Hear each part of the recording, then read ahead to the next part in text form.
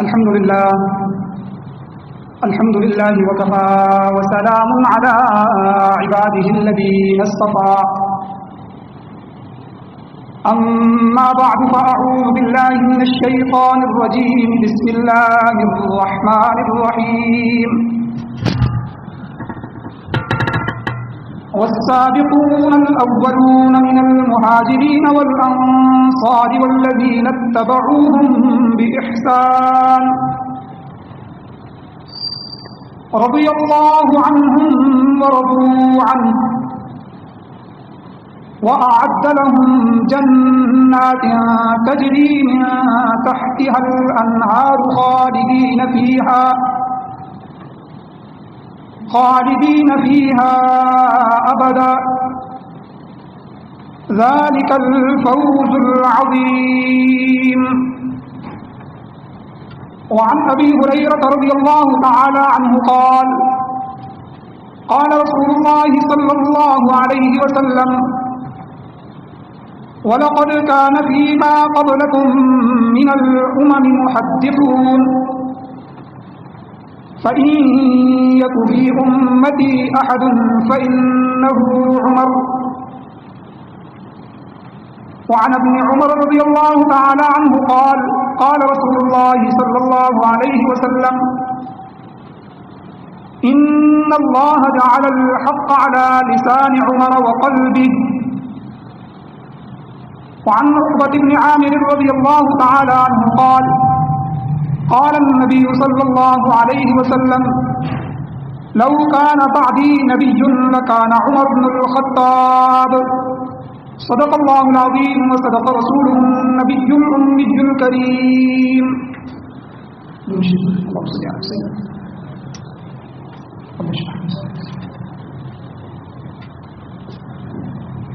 میرے واجب الاحترام محترم بزرگوں،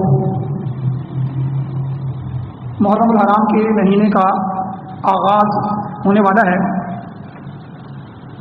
اور محرم کا مہینہ اسلامی سال کا پہلا مہینہ ہے،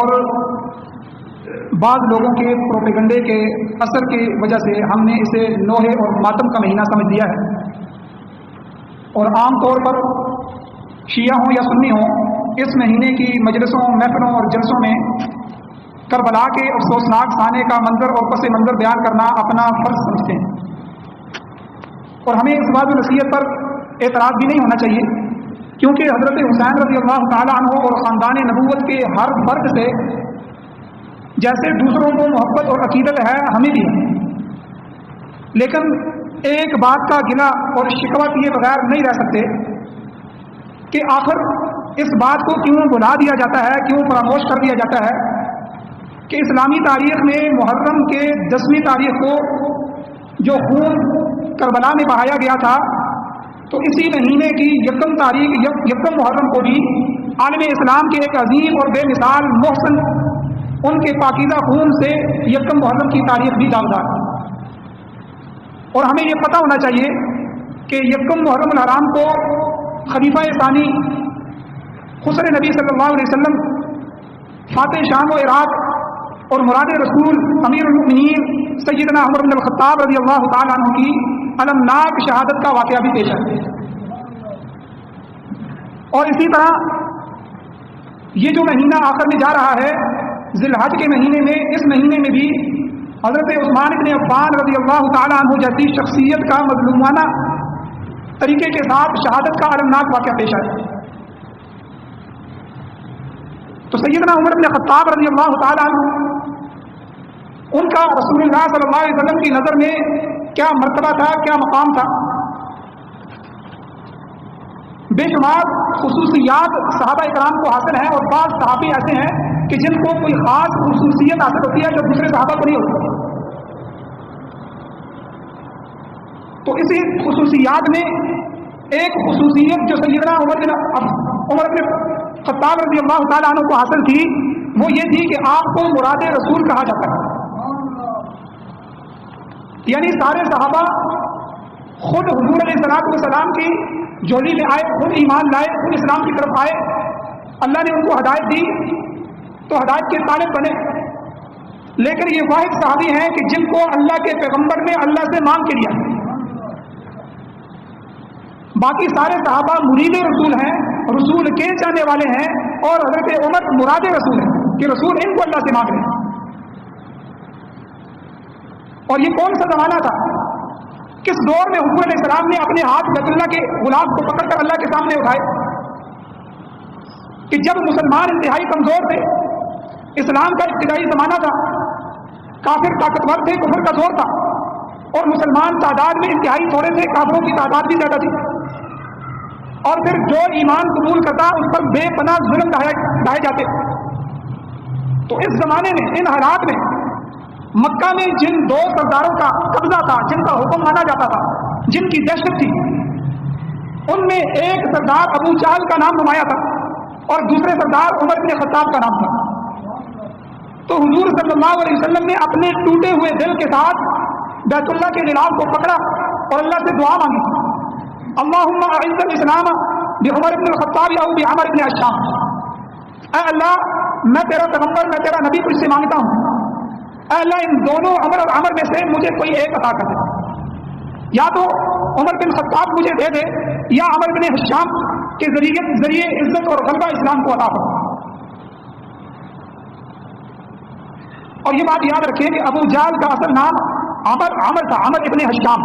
عمر اور عمر میں فرق ہوتا ہے. حضرت عمر ابن خطاب اور ابو جہل عمر ابن ہشام. جب یہ حضور کے مقابلے میں آیا اور اس نے بدبختیاں کی، تو حضور نے اسے ایک لقب دیا کہ یہ جہالت کا باپ ابو جہل ہے، یہ بے وقوفوں کا جہالت کا باپ ہے. تو یہ لقب حضور نے ایسا دیا کہ اس کا اصل نام دنیا بھول گئی کہ اس کا نام عمر ابن ہشام ہے. آج کوئی بھی اسلام سے اس کو نہیں پاتا، پوری دنیا میں کافر ہو یا مسلمان ہو، کوئی بھی جب اس کا نام لیتا ہے تو ابو جہل کہتے ہیں، جہالت کا باپ.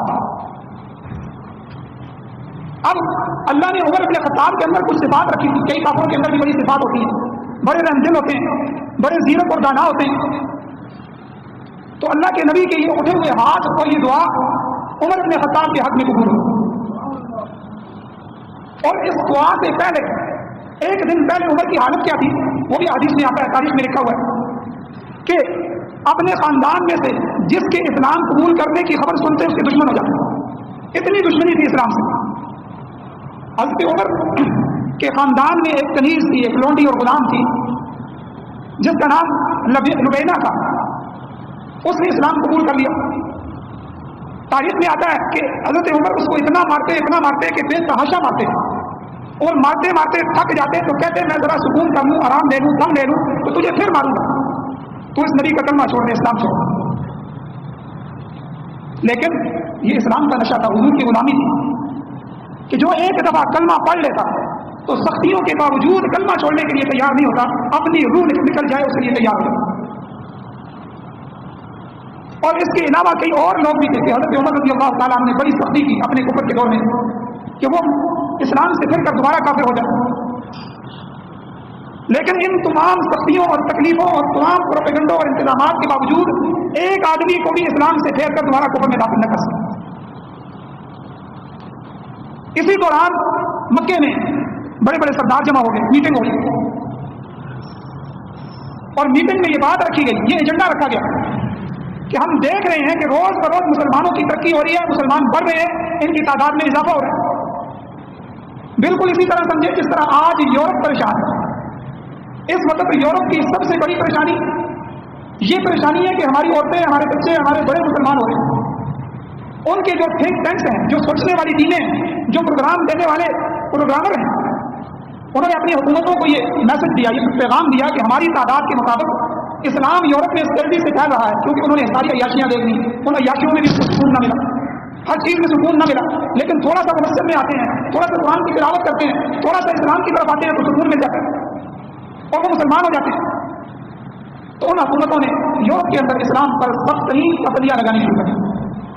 ایک طرف انہوں نے کہا کہ ہم مسجدیں نہیں بنانے دیں گے، مسجدوں کی میناروں پر پابندیاں لگا دی. اسی طرح عورتوں کے پردے اور برقعے پر پابندی لگا دی کہ یورپ میں برقع نہیں کر سکتے، اور وہ برقعوں پر پابندی لگا رہے ہیں. اللہ تعالیٰ ان کی اولادوں میں سے لوگوں کو مسلمان کر رہے ہیں.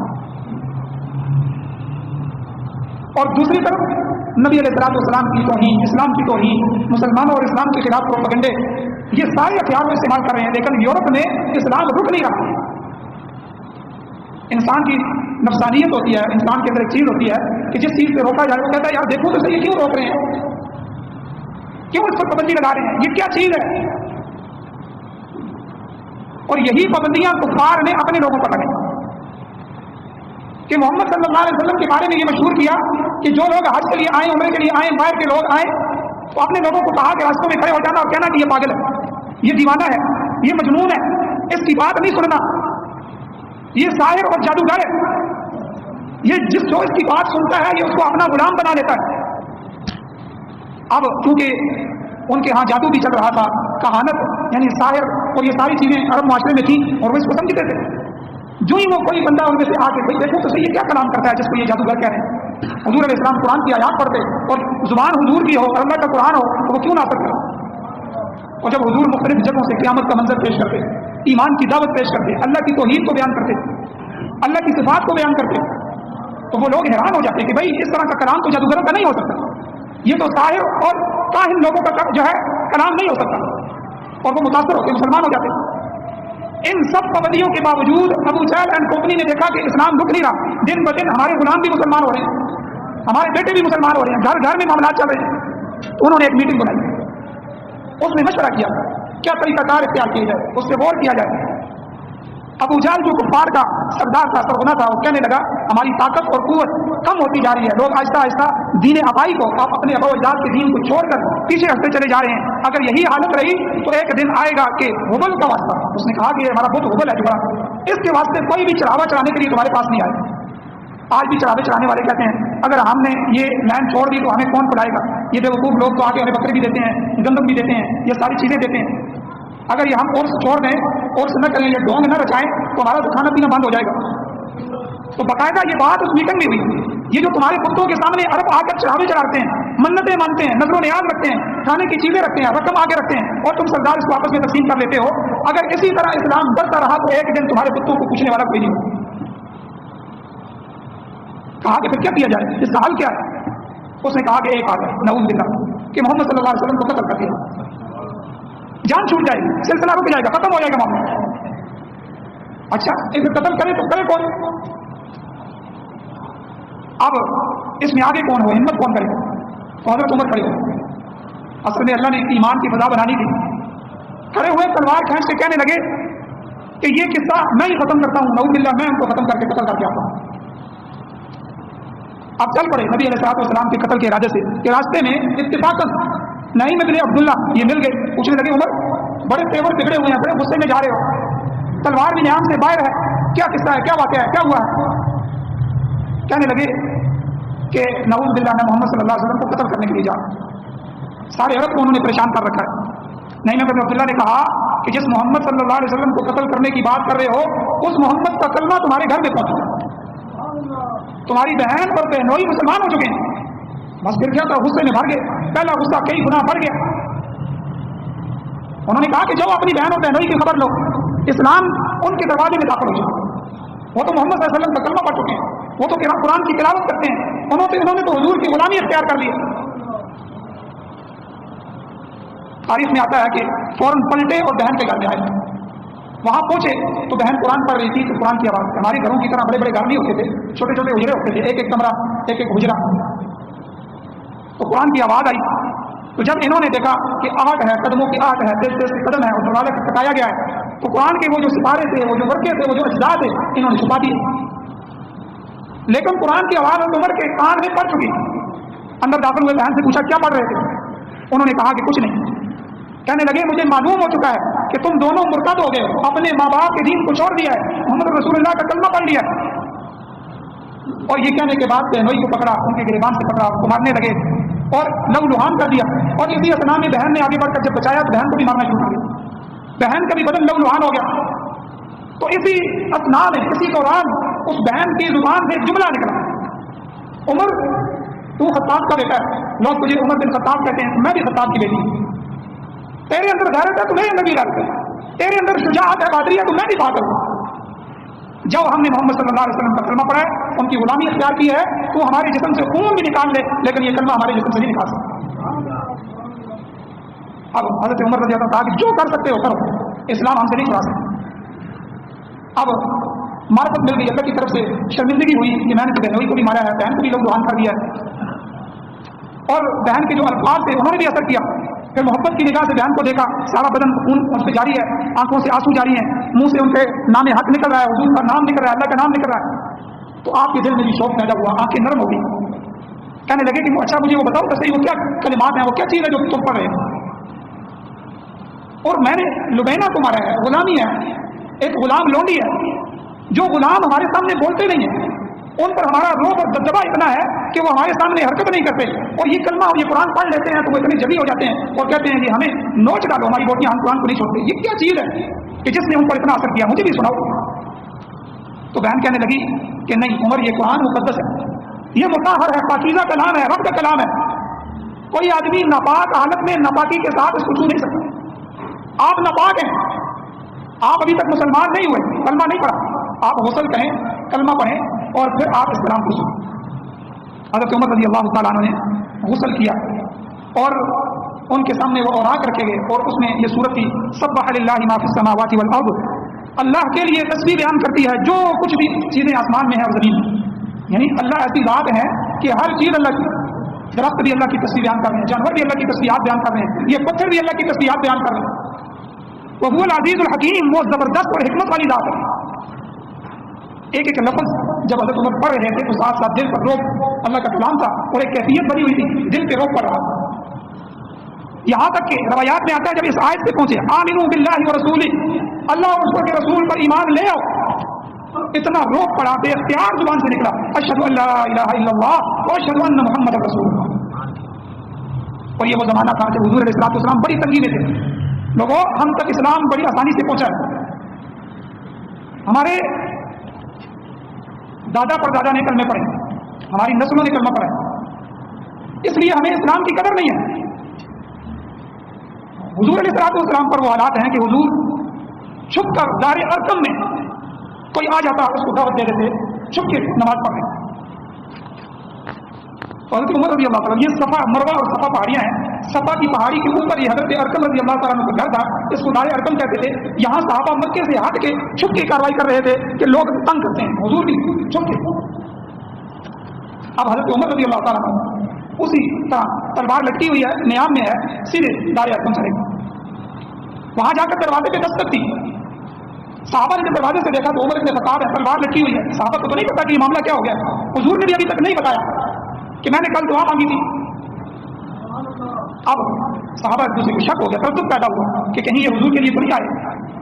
तो हज़रत अमीर हमजा रज़ी अल्लाह तआला बड़े सरदार में से थे, हुजूर के चचा दाद भी थे, हुजूर के खाला दाद भी थे, हुजूर के रज़ाई भाई भी थे, 3 रिश्ते थे हज़रत हमजा के हुजूर के साथ। हुजूर के चचा भी थे, हुजूर के खाला के बेटे भी थे, और हुजूर के साथ इन्होंने एक ही औरत का दूध भी किया था। उमर हुजूर की उम्र जितनी थी, रज़ाई भाई भी थे। तो इन्होंने अपनी तलवार निकाल दी, हमजा थे वो भी बहादुरी और शुजाअत में सरदार मशहूर थे। उन्होंने कहा कि दरवाजा खोलो, अगर उमर अच्छी नीयत से आए तो हम उसका इस्तेमाल करेंगे, दुनिया देखेगी, लेकिन अगर उमर बुरी नीयत से आया तो वल्लाह मैं उसी उमर की तलवार से उसका सर तन से जुदा कर। दरवाजा खोला गया, हज़रत उमर ने कदम अंदर रखा तो रसूलुल्लाह खुद आगे बढ़े। हदीस में आता है अल्लाह के नबी आगे बढ़े और फरमाया उमर क्यों, किस इरादे से आए। नबूवत की कुर्रोब आवाज ने हज़रत उमर को कपकपा दिया, खुशू के साथ झुकते हुए आजिज़ी से अर्ज़ किया, हुजूर गुलाम बनने के लिए अपना गुलाम बनाइए, कलमा पढ़ाइए। हदीस में आता है कि सहाबा ने अजीब मंजर देखा, और ये वो मंजर था कि सारे सहाबा ने नारे तकबीर बुलंद फरमाया, और ये तकबीर फिजा में इतनी बुलंद हुई, एक तो वो सफा की पहाड़ी थी, ऊंची जगह थी, कि सारे मक्के में वो आवाज गूंजी। मक्के वाले समझ गए कि हज़रत उमर भी मुसलमान हो गए। तो ये वो मकाम था हज़रत उमर का जिस तरह वो मुसलमान हुए। अब देखिए मुसलमान होते हैं तो हुजूर के कदमों में आ जाते हैं, गुलामी इख्तियार करते हैं, नमाज का वक्त आता है, इतने जरी थे, इतने बहादुर थे कि इस्लाम में 2 वक्त बड़े नाजुक आए। एक तो ये वक्त था कि जिस वक्त छुप के हुजूर दार अरकम में अपने दावती प्रोग्राम को चला रहे थे, और दूसरा हिजरत का वक्त था कि काफिर किसी को हिजरत नहीं करने देते थे। खुद हुजूर की हिजरत का वाक़या आपके सामने अपने मौके पे आएगा, किस तरह हुजूर ने हिजरत की। तो इन दोनों मौकों में हज़रत उमर की बहादुरी, और हर मौके पे हज़रत उमर की बहादुरी सामने आई। अब ये मौका था कि नमाज का वक्त हो गया, हुजूर अलैहिस्सलाम ने सहाबा को कहा कि नमाज पढ़ते हैं। हज़रत उमर रज़ी अल्लाह तआला हुजूर क्या कर रहे हैं। हमारे अल्लाह का हुक्म है नमाज पढ़नी है, कि नमाज कहाँ पढ़नी है, मस्जिद में पढ़नी है, लेकिन वो बैतुल्लाह नहीं जाने देते, हमारे दरवाजे बैतुल्लाह के लिए, बैतुल्लाह के दरवाजे हमारे लिए बंद है। हज़रत उमर ने कहा हुजूर عمر مسلمان ہو جائے اور بیت اللہ کے دروازے حضور کے لیے بند ہو جائے، یہ حضرت عمر کی غیرت گوارا نہیں کرتا۔ اسی وقت صحابہ کو لیا اور بیت اللہ کے پاس پہنچے، سردار جمع تھے جو لوگ سماتے تھے، انہوں نے کہنے لگے کہ سن لو کہ عمر مسلمان ہو گیا ہے، اگر تم نے آج کے بعد محمد صلی اللہ علیہ وسلم اور ان کے صحابہ کو بیت اللہ سے روکا تو اس ننگی تلوار کے ساتھ عمر تم سے جہاد کرے گا۔ کسی نے اپنی بیوی کو بیوہ کرانا ہو، اپنے بچوں کو یتیم کروانا ہو تو وہ سامنے آ جائے۔ اور اسی دعا کو حضور نے مانگا تھا، اللہم اعز الاسلام بعمر بن الخطاب او بعمر بن عشام، اے اللہ میں تجھ سے خود عمر مانگتا ہوں کہ اس عمر کو میری جھولی میں ڈال دے اور اسلام کو اس کی وجہ سے عزت عطا کر۔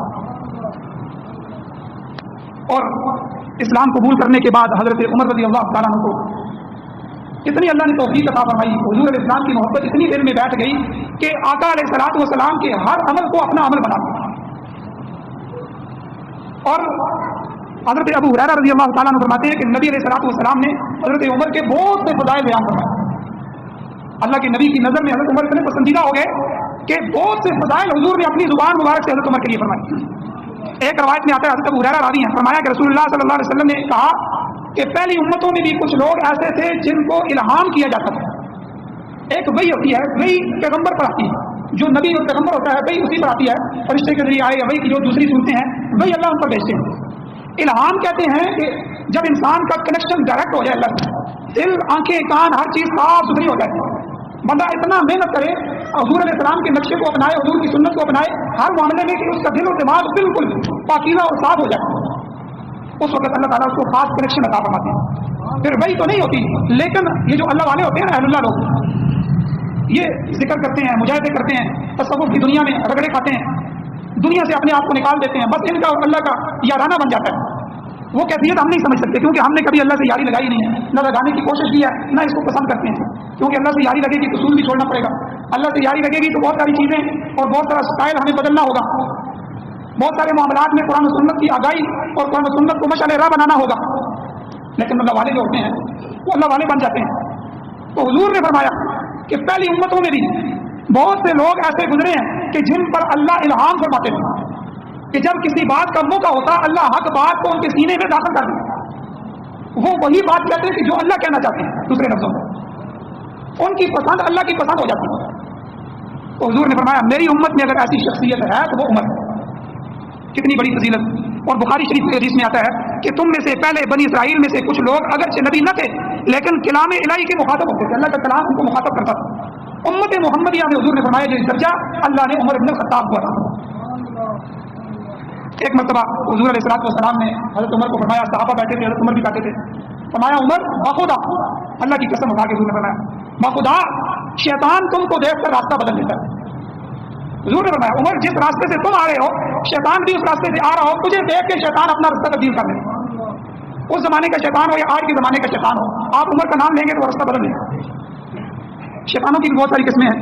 تو بہرحال وہ ملا عمر افغانستان کا ہو یا حضرت عمر صحابہ کے ہوں، بڑے بڑے شیطانوں کو انہوں نے اس دنیا سے بگایا۔ آپ دیکھیں ملا عمر، دیکھیں ملا عمر کے اندر وہی اوصاف جو صحابہ کی صفتیں ہیں۔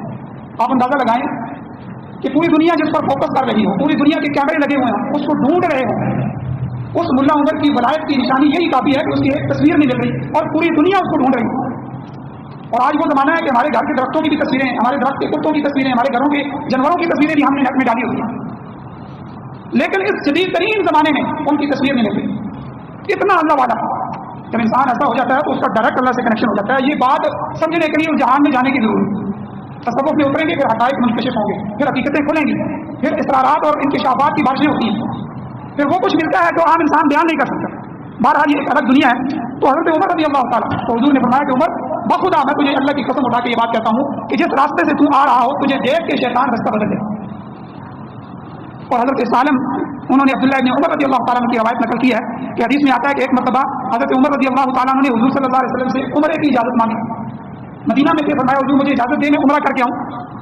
حضور صلی اللہ علیہ وسلم نے اجازت دی اور ساتھ فرمایا اے عمر، اے میرے بھائی اپنی دعاؤں میں مجھے یاد رکھنا۔ یہ بھائی کا جو لفظ ہے نا، یہ حضور نے چند صحابہ کے لیے فرمایا، جن میں ایک حضرت عمر تھے، ایک حضرت علی کو اپنا بھائی فرمایا اور ایک دو صحابہ اور ہیں۔ یہ صفات ہر صحابی کو نہیں ملی، یہ خصوصیات۔ تو اس موقع پہ حضور نے فرمایا میرے بھائی عمر مجھے اپنی دعاؤں میں یاد رکھنا۔ حضور کو تو دعاؤں کی ضرورت نہیں تھی، لیکن حضرت عمر کا مقام مجھے اور آپ کو بتانا چاہتے تھے کہ ان کا مقام اتنا ہے کہ یہ جس کے لیے دعائیں مانگیں گے اللہ ان کے لیے دعائیں ان کے ہاتھ میں قبول کرنا۔ اور اسی طرح ایک حدیث میں آتا ہے کہ حضور صلی اللہ علیہ وسلم نے فرمایا عمر بن خطاب جنت والوں کے چراغ ہیں. ابو ذر رضی اللہ تعالیٰ نے حدیث نقل کی ہے, فرمایا کہ حضور نے فرمایا کہ اللہ نے عمر رضی اللہ تعالیٰ کی زبان پر حق کو جاری فرما دیا کہ عمر جب بھی بولتا ہے حق ہی بولتا ہے. حضرت علی کی روایت ہے, علی رضی اللہ تعالیٰ کی حدیث ہے, حضور صلی اللہ علیہ وسلم سے روایت کرتے ہیں کہ حضور نے فرمایا عمر رضی اللہ تعالیٰ کو ناراض مت کرو, اس میں محتاط رہو, عمر کی ناراضگی اللہ کے غصے اور غضب کو ابھارتی ہے. عقبہ بن عامر رضی اللہ تعالیٰ کی ایک روایت ہے, حضور صلی اللہ علیہ وسلم نے فرمایا لوگوں میں آخری نبی ہوں, میرے بعد کوئی نبی نہیں ہے, نبوت کا دروازہ بند ہے, اگر میرے بعد کوئی نبی ہوتا تو عمر کو نبی بنایا. آپ دیکھیں کتنی بڑی بات حضور نے فرمائی. نبیوں کا ایک سلسلہ تھا کہ اللہ نے ان کو چنا ہے, پسند کیا ہے, اپنے زمانے میں ان کو بھیجا ہے, یہ سلسلہ اللہ نے میرے اوپر آگے منقطع کر دیا, ختم کر دیا. میں خاتم النبی ہوں, نبیوں کے سلسلے کو ختم کرنے والا ہوں. اب قیامت تک میرے بعد کوئی نبی نہیں ہے, میری نبوت قیامت کی صبح تک ہے, میرا قرآن, میری جماعت, میرے فرامین قیامت کی صبح تک مشعل راہ ہدایت. اب نبی نے نہیں آنا, نبی نے نہیں آنا تو کہیں نے نہیں آنا.